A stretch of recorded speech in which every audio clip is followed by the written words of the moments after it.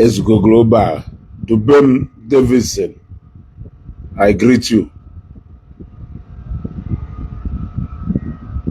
I greet you.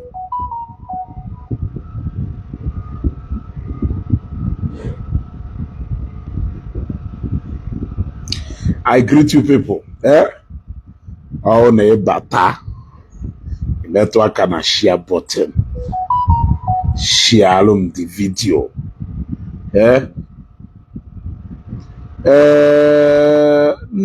My brother, I can for a long time, Adama Abia live broadcast for a long time.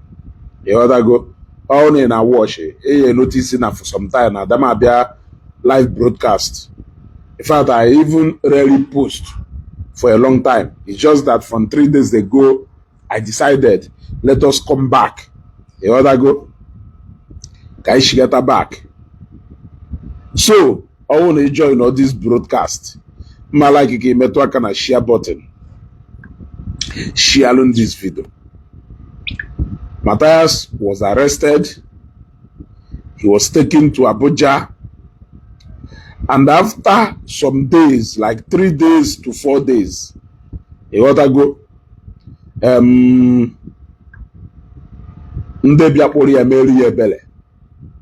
He ought to go. But now, what is the fate of Matias? Eman of Fodunde who followers of Matias in no sense.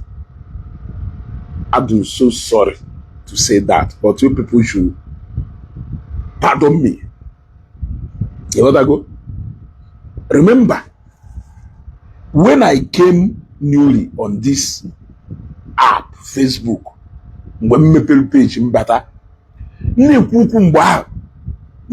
so jen Ijuwa we pomu one day, then I'm going Ijuwa we pomu one day we see me Ezeaku. No, the best language you will use to talk to these people, and they will understand. And you know, and behold, I later found out that na umukuka the best language. Hana wata, he wata go. In what sense, the man in Lukwana Abuja, he sensed what is about to happen. He wata go. He sensed what is about to happen. Because now Matias decided once more to choose sense, to choose wisdom over pride. That guy akata just chafu for say oyetu akowasi wedo. Happen makando to waja and then I say thank God that waja was honest enough to give you people a clue of what happened. And let me tell you people, let me show you people what Waja wrote, so that you will understand example of what happened, a clue of what happened. Also, it's not about protesting or making noise on social media. It is about dialoguing and resolving issues amicable offline. And I ask, Owolona Chief Peter Ilozue, wo wayoko oguru Matias, the same way Matias assumed na that particular video. Why would there be any dialogue?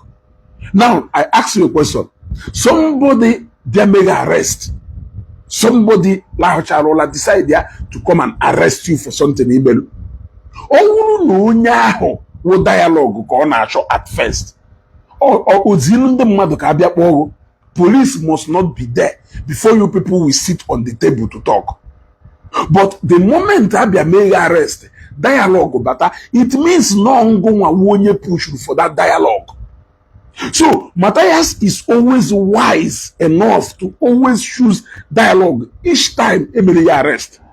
He did that when Akozion arrested him, and he repeated the same thing when Peter Ilozue arrested him from Umuchi. I ask somebody that came on Facebook and labeled people business criminals. Millions of naira. E wee kpọta na Abuja wee sị go bịa tụọ evidence gosiri na anapụrụ millions of naira. E bịa luo ebe a, you shows dialogue.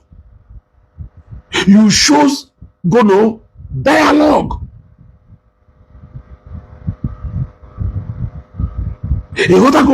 So ọ bụrụ na Matias the right n'ife ọ na-ekwu, ọ bụrụ na Matias the right nya no the right n'ife ọ na-ekwu, do you think that it will end in dialogue? I am asking you. This man has a way of always manipulating your brains. He has a way of always using your brains to eat joko. But some of you are not too wise to see to read the handwriting on the wall. Now, let me show you what Matias wrote na page. Because oge mmelu program oge mmelu video this night. Kam si yo Chukwu Godwin esere lazy boy. I believe in Namdo lazy. Man, this lazy boy, here. Can we live comfortable? This is the kind of lazy boy you should be admiring. Now this life ain't on it. Not only with it, you should admire and copy this lazy boy. Not only with it, or who don't name with anyway. Matias came out and he posted, Eja na BCJ. Always be truthful in whatsoever you do. Victory will always be yours.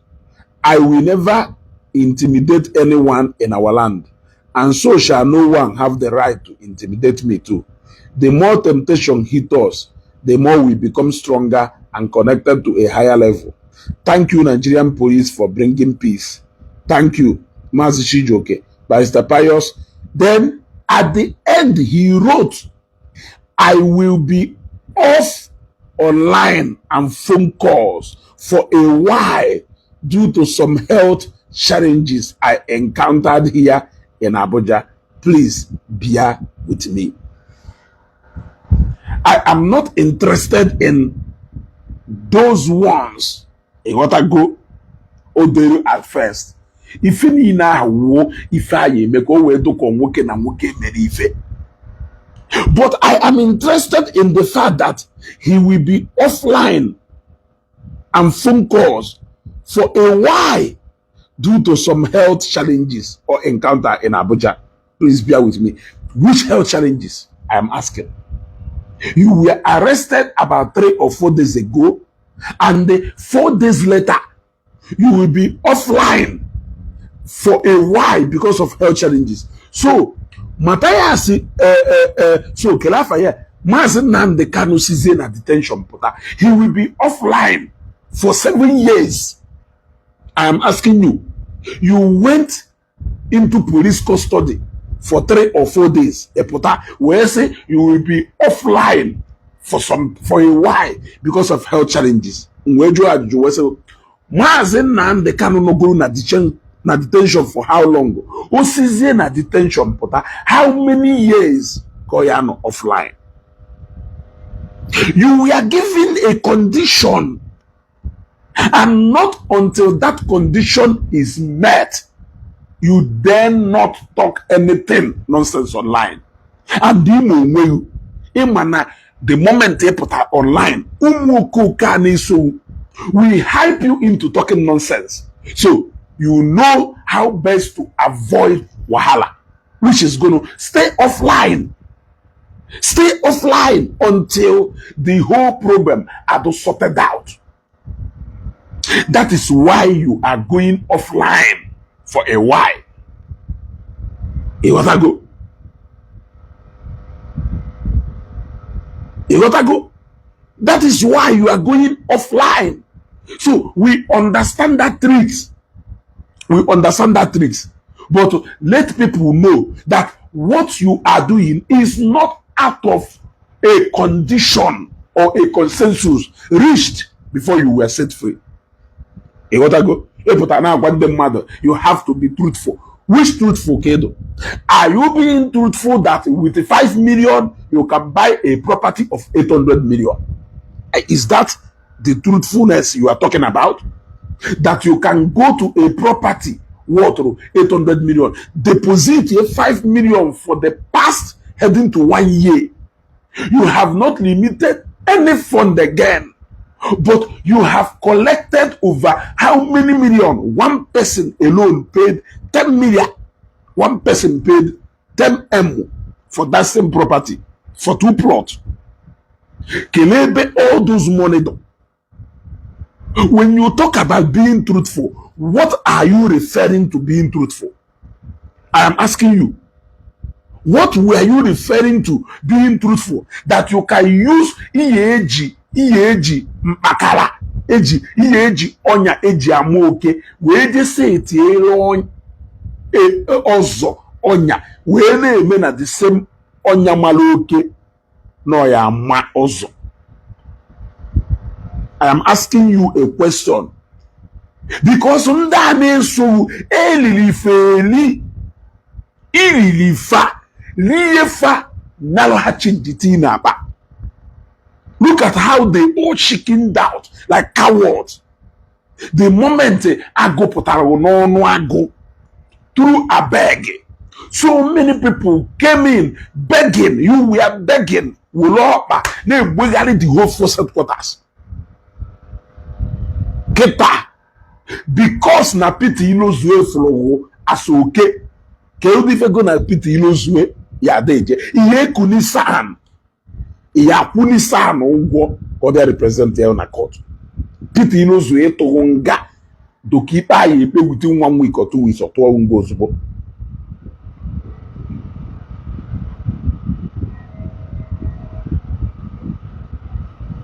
See what I go? But you begged and they had to come to, because now the man gonna enemy feel that you are a nobody. In fact, Pete Inozue eda anosago ogo na odoka ebago na oke na anogo. You begged. He forgave you with a condition, and that condition is part of what you show them. Because look at you. Nnamdi Kanu. Hello?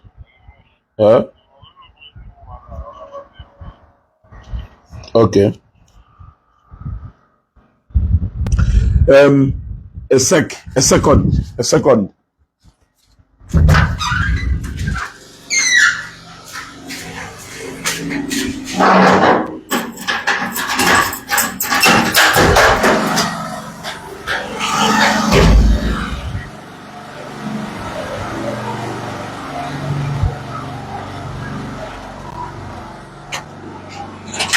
Yeah, Ebele became.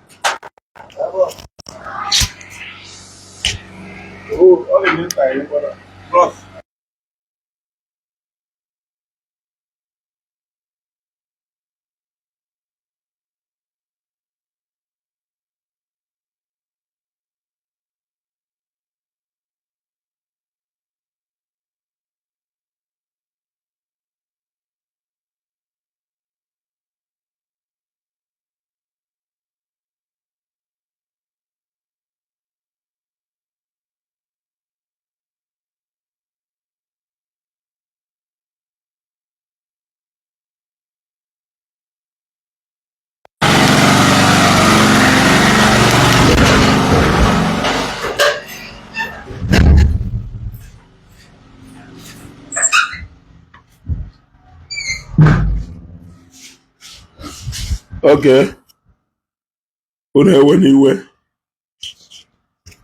I just went out to go and handle something.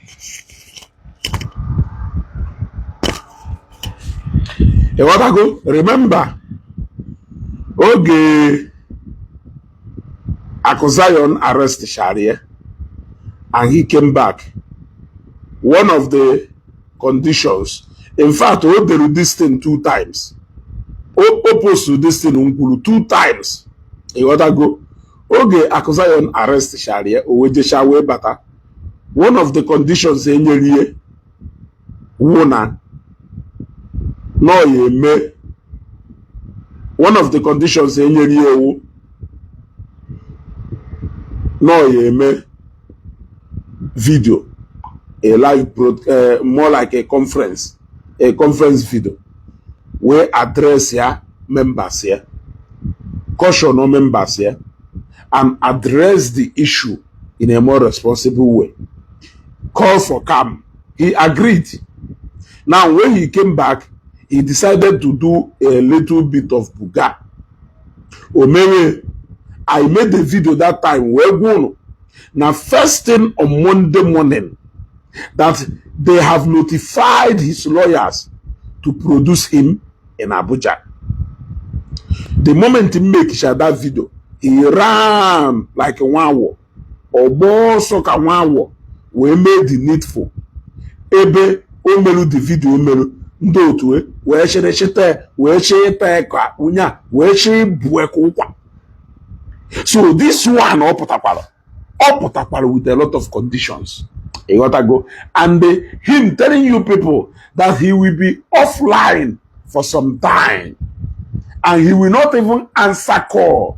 Kegale when a call where Jupiter you to or yaza to call ugulu or yaza call ejike or yaza call waja or yaza call any of you ona po Jupiter you to no. He is wise. So what it means is that for some time now, for a while from now, there will be nothing like Okopopa Wona, why Chineke Juwe forsake you. There will be nothing like, look at accident here made and poor.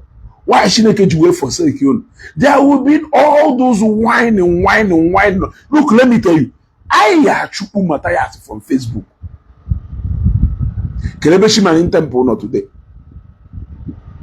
Kelebe Jeff Ezeaku not today. Kelebe Mampasman not today. Kelebe JCN Haba not today. Kelebe Mwomila Fulanya not today. Kelebe Akwa Kuko Neti Waka not today. Kelebe Awumunka Ko Wiki the name of Pulusu and Kibazo. Kelebe Ono. Kelebe Onye Jesus. Onye say Jesus, the father of all the men, is not today.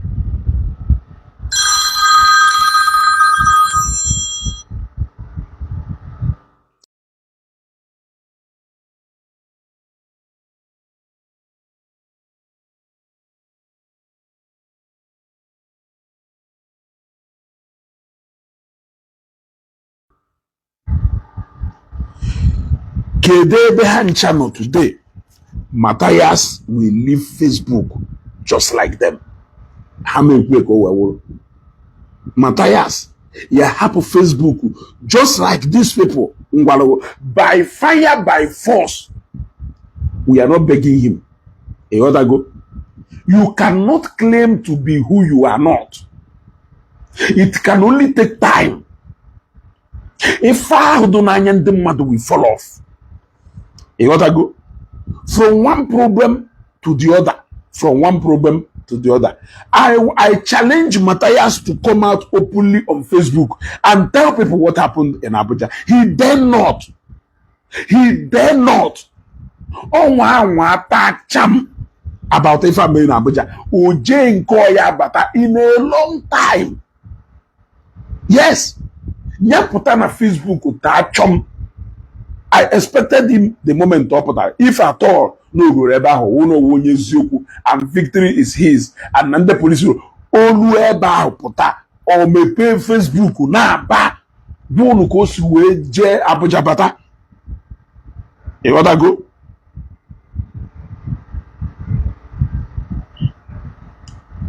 Yeah? Or Bonu Kosu Je Abuja Bata. Manu Jechalo Bata, Bonu no ya no offline. Mbunye nwanu merimeri, ona amu hosi ki ile esi ago. Kwota no wuno na Abuja we wuno ewuno.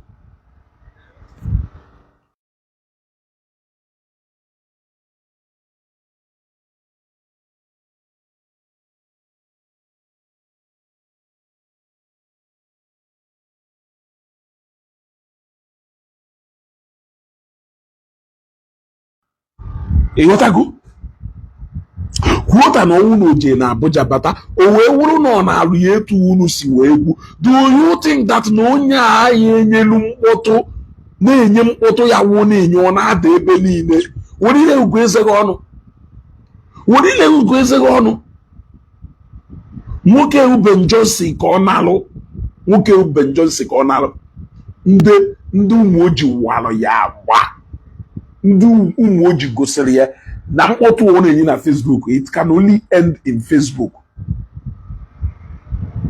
Ịghọtago Matias ịgbago nọ na ya afịa online for a while.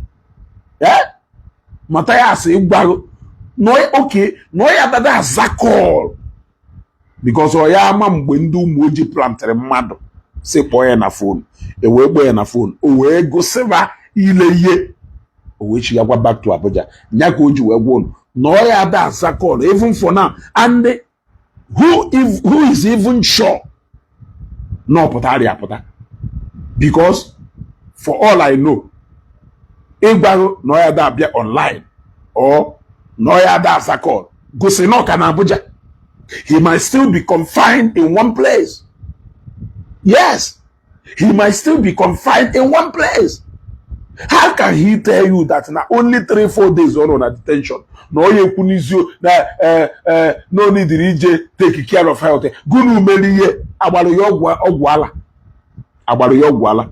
This may be a plot to rechannel your attention as more to somewhere while he stay in Abuja for the matter to be settled permanently. Kerifo Gmail live broadcast. Kerifo Gmail video. Kerifo Yeji share nke ndị mmadụ eto si share ya mbụ. Why you no offline? Kerifo Yeji zakol. Ana m ajụ ajụjụ. Kerifo Yeji zakol.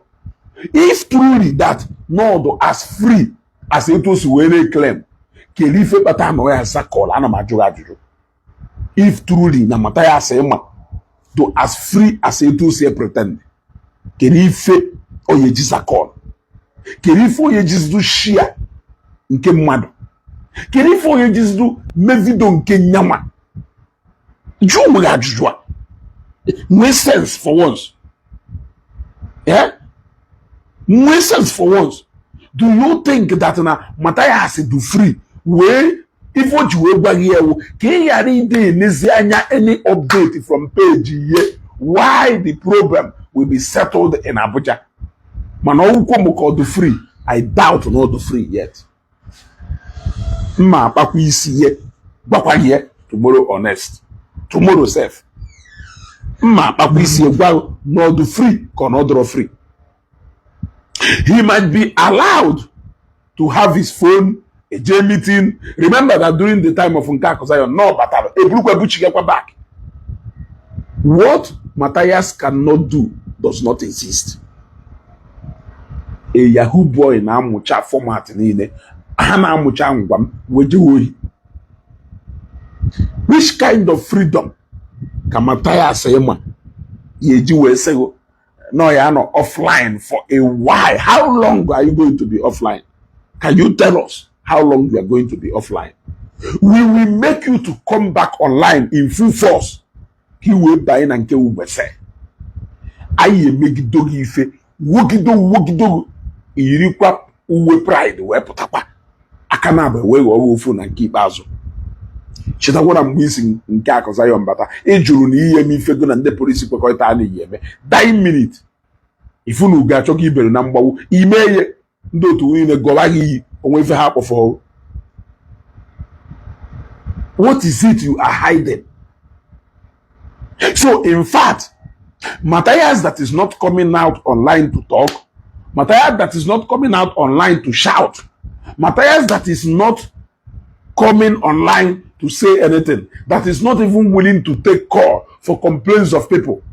Who is that Matias? Is a Matias in detention. What is incarceration? Incarceration is when you are being held against doing all those things in a baby before. That is incarceration. What it means is that you are still incarcerated. Yes, because the only way for people to know that Matias is very much alive and kicking is by him always posting nonsense on Facebook. Yes, it's by him always posting nonsense on Facebook. That is the only way people Jama and Matias no alive and kicking. So now that he cannot take calls anymore, now he cannot come online anymore, now he cannot even post on his page. What difference of Matias came for than on detention? Either ways, he is still crippled. He can't do anything. He can't do anything, meaning that he is still in detention. He is still in detention. Akwaka, again, I don't intend to be on this broadcast for a very long time. But okay, for Matias, I give Megidogi until the day you will run away from Facebook. Eba also kamalu kife men eba also. Isoronye. In fact, isona de onye no nya so ndo to uni na agbofusi chana.